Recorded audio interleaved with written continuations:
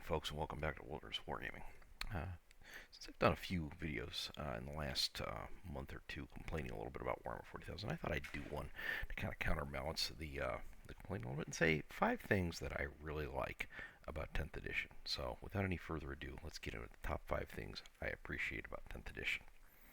Okay, so number 5 is all the free downloads.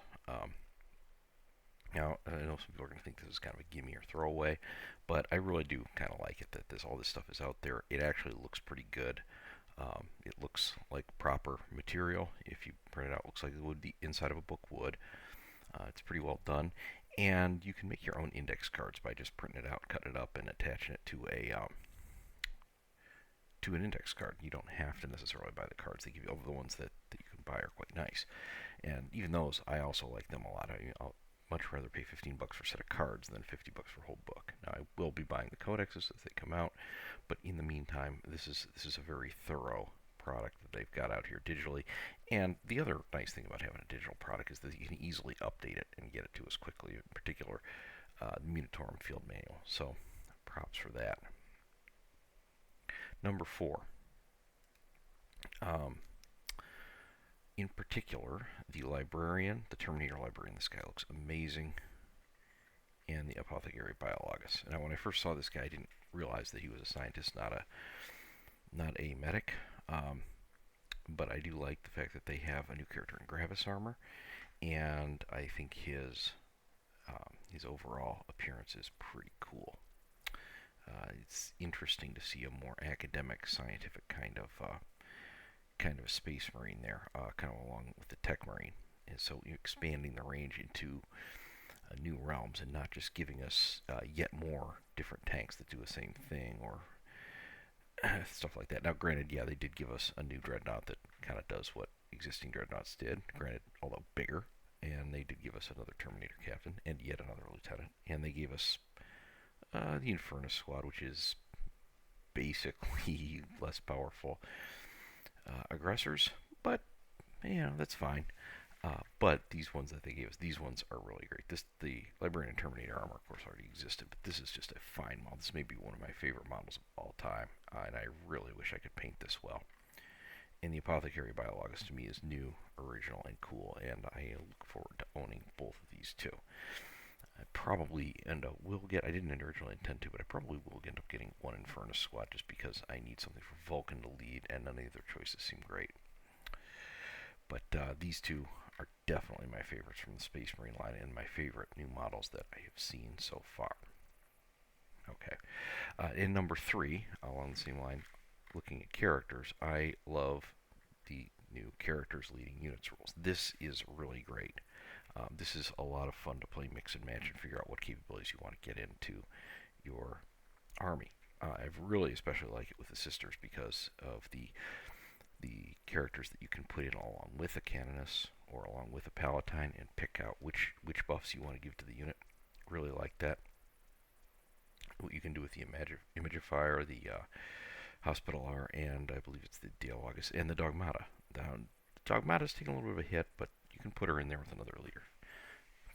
Very, very handy, and I love the way that you can move these around to get different effects. Number 2. Sorry, guys. No, not Leagues of Votann, but I am really glad that these guys in particular and armies in general no longer have immune to rerolls. I really hated playing against Votann with their immunity to wound rerolls. It was just really, really annoying. I didn't care too much about the immunity to damage rerolls, but I really, really hated that immunity to wound rerolls. So I will happily take dealing with stuff like this: 5 wounds, 3 up save with a 4 up invuln, and giving the unit a 5 up over not being able to roll wound rerolls. This is just fine, and I don't nearly feel the same level of dread at playing against them that I did before. No, they do have some of the stuff. A lot of the other stuff is nicely toned down too. We don't have any more of the you can't take any kind of save against stuff, or it just automatically goes right through everything. You can change a hit roll, wound roll, or damage roll for this guy to a 6. That is just way more in line with what we expect. That's like a little mini fate die he can have there, and a lot less oppressive than even the Eldari one, which, yeah, although I do have Eldari as kind of a tertiary armor at this point, I definitely agree with those changes. Yeah, I'm really happy to see those go. And along with them, I am really happy that I got my wish to see Ignore Invulns go by the wayside for the most part. You do still have it in the form of Devastating Wounds, but it is, in my view, not nearly as oppressive in its new form as it would have been in its old form. And finally, number one is terrain rules. This is so much easier to understand. 7 types of terrain, I believe it is, and they all do the same thing. I'll give the benefit of cover. It's the same thing. +1 to armor saves doesn't apply to 3-ups as long as the AP is 0, and you can't get multiple. Now, my one quibble with it is it's a little too easy to get around the indirect fire restrictions, and it's a little too easy to ignore cover. I would like to see both of those things reduced, but the way cover is down now is so much easier than the 10,000 or so combinations of different cover attributes you could have in the old one. We have craters and rubble, barricades and fuel pipes, battlefield debris and statuary, hills, industrial sources, sealed buildings and armor containers, woods, ruins, and that's it. So that's 1, 2, 3, 4, 5, 6 types of terrain is all, if I'm not mistaken, and they all do exactly the same thing. The only thing that's different is how they provide it. That is so much easier and simpler to set up, to understand, to teach to people, and far, far less confusing. You don't have to have a zillion different tags, and frankly, there was really no reason to have some different types of terrain. A lot of them just straight up never got used. So anyhow, those are 5 things that I think are really pretty great about the new edition. I would love to hear what everyone else thinks is great about 10th edition.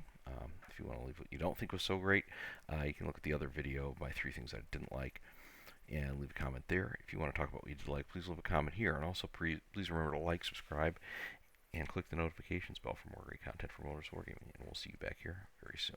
Bye-bye.